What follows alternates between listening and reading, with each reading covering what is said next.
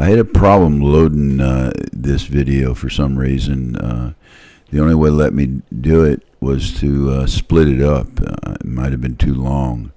But this is the recap of heavy stick, light stick. I hope you enjoyed it. Please hit subscribe. I want to try to get my subscriber base up to about 300.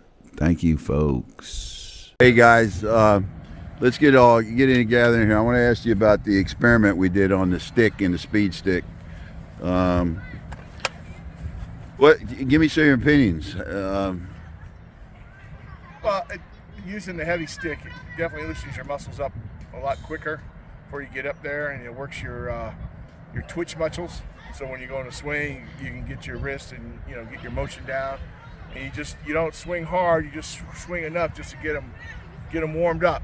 And you hit the ball a couple times, and you watch the ball hit that little stick, and then you get up there, and the bat seems definitely a lot lighter. But then when you come through, it's like the bat speed probably increases 5-10 miles an hour, I would say. Any other comments on either one of them?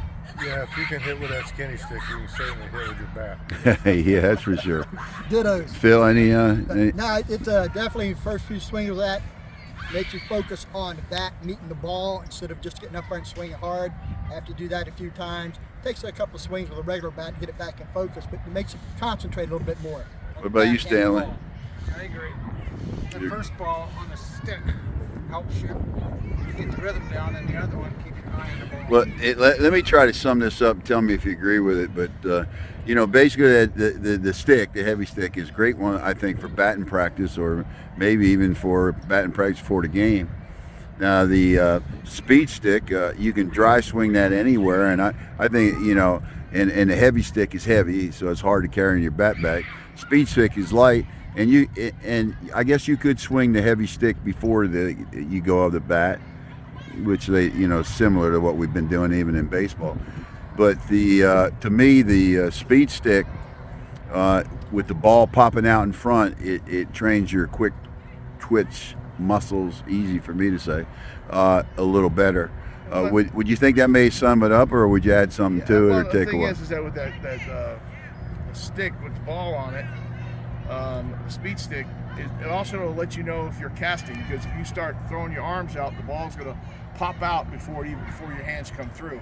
If when your hands get in front of you and you're snapping your wrist and the ball goes to the end right in front of you, in front of your stance, then your timing is pretty spot on. Yeah, I agree with that. Guys, you agree with that? Especially if you use the overlapping grip, makes that hand. Yeah, well, the disadvantage for the overlap grip with that damn the metal bar, I couldn't do it because it hurt my hand. Now, Mike, you had the same.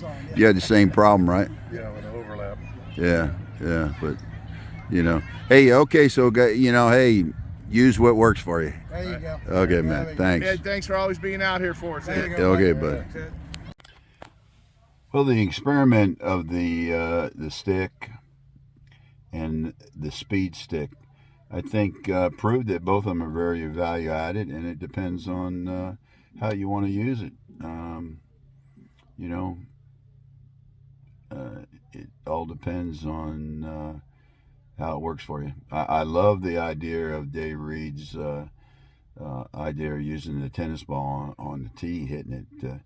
Because although that I'm not a big heavy stick guy, it certainly does what it is built to do. Is it helps you keep your eye on the ball, and obviously it would make you a little better hitter keeping your eye on the ball. Key thing you got to remember is keeping your eye on the ball, because you can have all the exercises in the world, and if you don't keep the eye on the ball, and I think it's mental focus. We're gonna do a video on the importance of your mental focus in the box. And softball, I think it was Ted Williams that said that baseball was 50% mental and 50% mechanics. I think it's softball, it's 70% mental and the rest mechanics. And it's about performance, execution, perform. What I mean by that, and that's kind of the basis of the art of hitting. The art of hitting is more about the performance, get it done, rather than focusing on execution. There are principles, but do what you do, and if you do what you do good, that's all you need to do. How you like that? A lot of do's in there. Okay, see you next time. Wanted to add another thought, which I think is very important. There's a saying, it says you can't hit and think at the same time, and that's spot on. You don't want to get in that box and say, okay, now I got to get my weight back on my back foot, and when my foot goes down, I keep my hands back. Now you could say hands back, something like that, but you got to hit instinctively, and you really got to be operating on your subconscious mind. That's where we do most of our life is lived operating on the subconscious mind. That's a whole nother video in itself. But if we operated on thinking every time we had to do something, we'd be very tired. And you certainly can't go through the steps when you're up to bat. You see a ball that you've seen before, you got to be able to deliver that swing and where you want to go with it, etc., etc. So, hey, can't think at the same time. Just get up there, practice, and use the heavy stick or the light stick. Up to you. Hey, hit subscribe.